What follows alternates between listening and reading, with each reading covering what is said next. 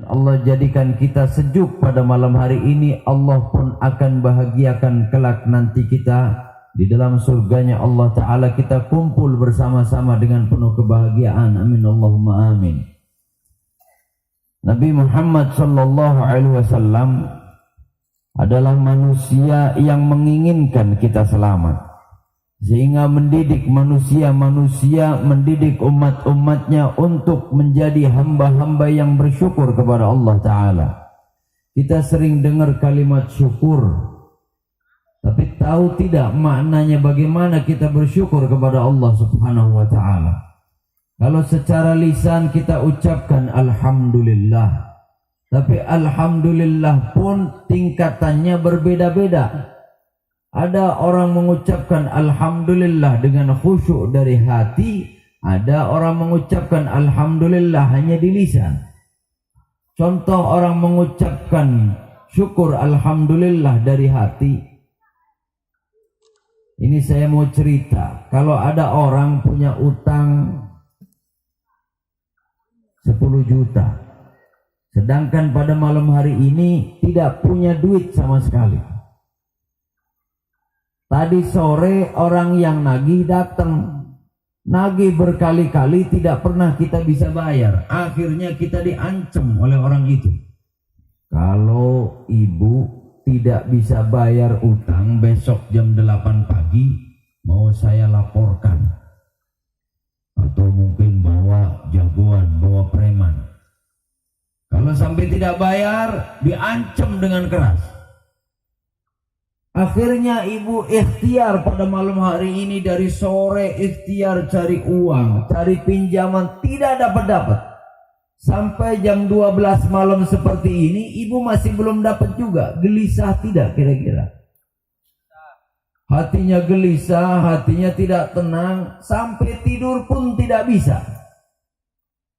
Sampai pagi adzan subuh masih belum dapat juga.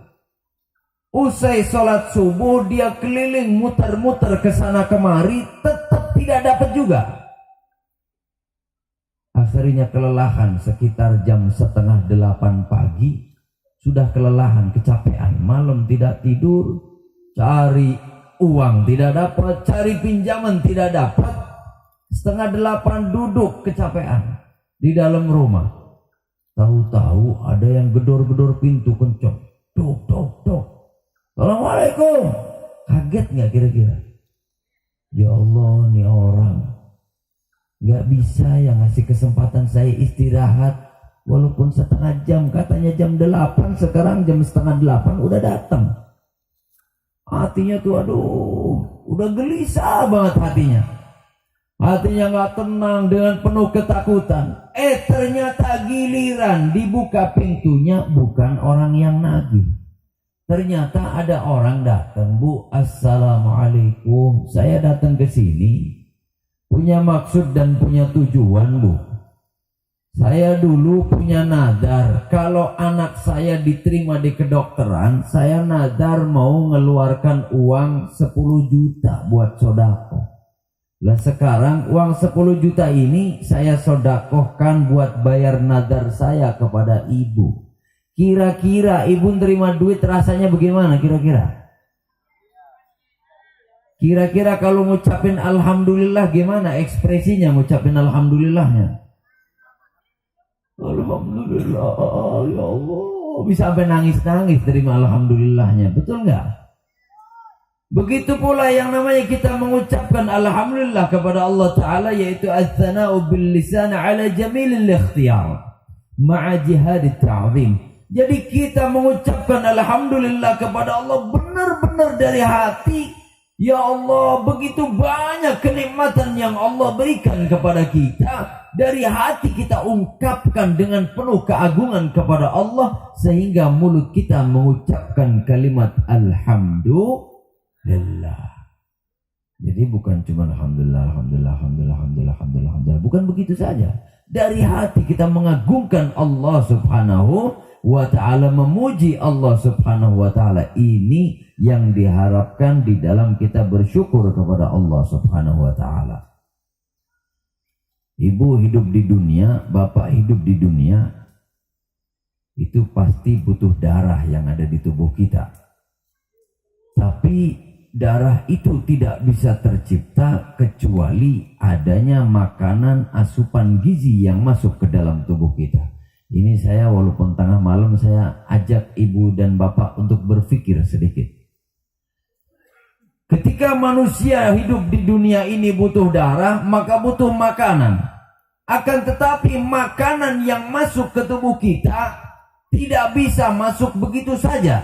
Maka harus ada lubang untuk makanan itu masuk ke tubuh kita. Maka Allah siapkan mulut kita. Ada lubang melalui mulut kita. Pernah nggak dulu ketika kita belum lahir doa, ya Allah kalau aku lahir ke dunia ciptain mulut dong? Pernah nggak? Tapi tanpa kita minta Allah siapkan mulut kita. Kemudian ternyata makanan itu ada yang panjang, ada yang pendek. Butuh alat pemotong. Allah siapkan gigi sebagai alat pemotong. Ternyata makanan pun ada yang lunak, ada yang keras. Maka butuh alat pemecah. Allah siapkan gigi taring untuk memecah makanan-makanan yang keras. Kemudian setelah masuk ke dalam mulut harus digerus itu makanan. Maka Allah pun siapkan yang disebut gigi geraham sebagai alat penggerus makanan-makanan kita. Kemudian ternyata makan itu kalau kita nggak punya selera makan, makannya tidak enak. Maka tanpa kita minta pun Allah siapkan indera perasa di mulut kita. Sehingga kita bisa ngerasain ada manis, ada pahit, ada asin, ada asam, macam-macam. Ini ciptaan Allah yang Allah berikan kepada kita.